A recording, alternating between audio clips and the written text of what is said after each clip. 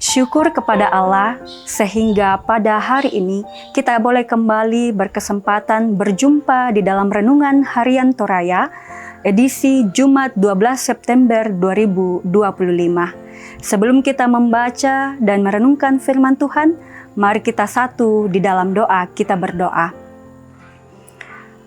Kami bersyukur kepadamu Tuhan untuk setiap kesetiaan, kebaikan yang boleh Tuhan nyatakan di tengah-tengah kehidupan kami.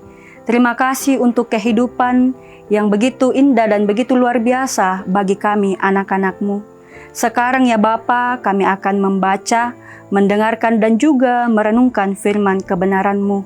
Kami sadar akan keterbatasan kami, untuk itu ya Roh Kudus, tolong kami, tuntun kami, sehingga kami dapat memahami dan juga melakukan firman kebenaran-Mu di tengah-tengah kehidupan yang telah Tuhan karuniakan kepada kami. Kami datang membawa doa ini hanya di dalam nama Tuhan Yesus yang adalah firman yang hidup. Amin.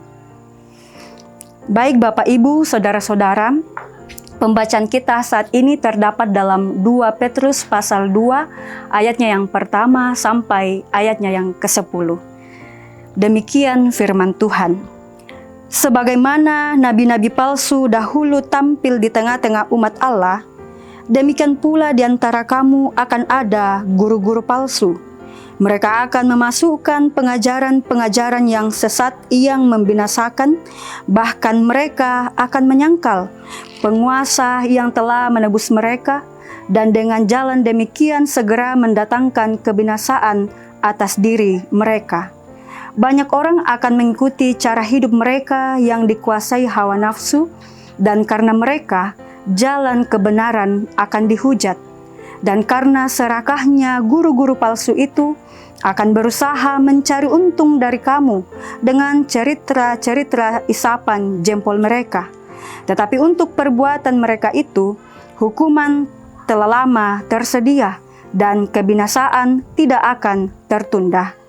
Sebab jikalau Allah tidak menyayangkan malaikat-malaikat yang berbuat dosa, tetapi melemparkan mereka ke dalam neraka, dan dengan demikian menyerahkannya ke dalam gua-gua yang gelap untuk menyimpan mereka sampai hari penghakiman, dan jikalau Allah tidak menyayangkan dunia purba, tetapi hanya menyelamatkan Nuh, pemberita kebenaran itu dengan 7 orang lain, ketika ia mendatangkan air bah atas dunia orang-orang yang fasik.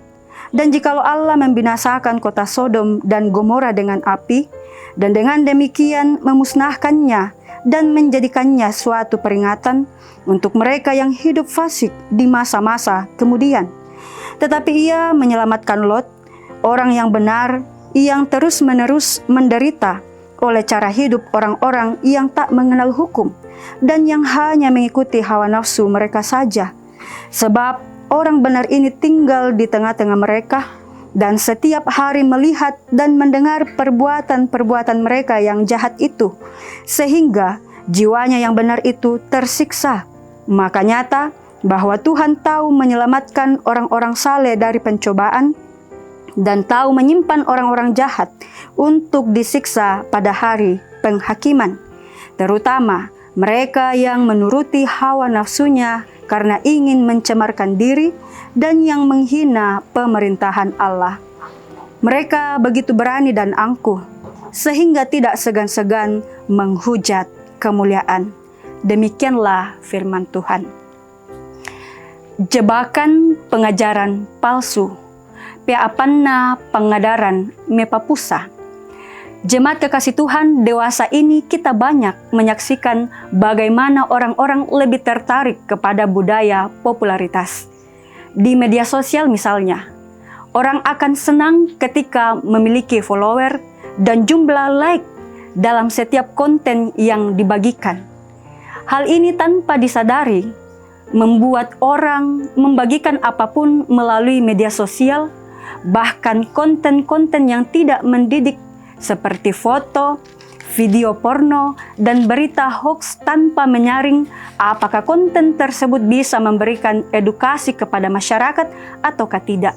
Nah, di dalam Alkitab diceritakan bahwa nabi-nabi palsu lebih tertarik kepada popularitas daripada menyampaikan kebenaran firman Tuhan.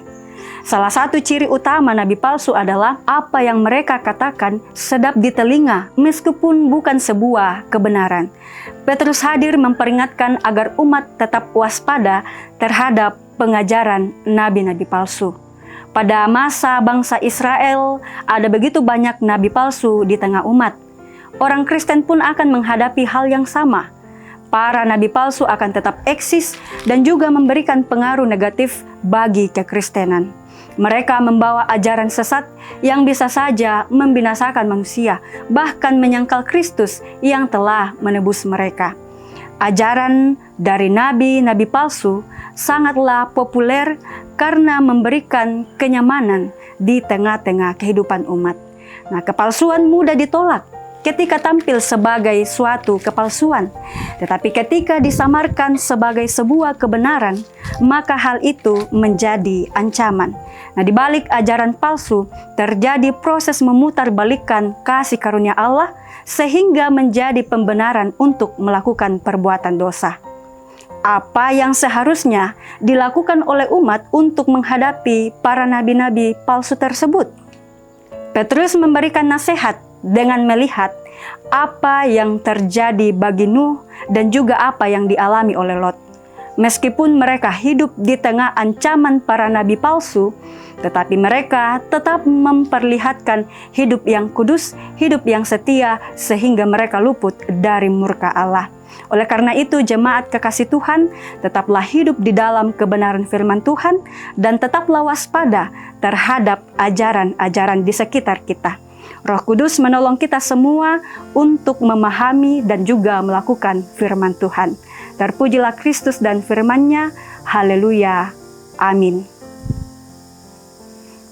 Baik, Bapak, Ibu, Saudara-saudara, mari kita kembali satu dalam doa, kita berdoa.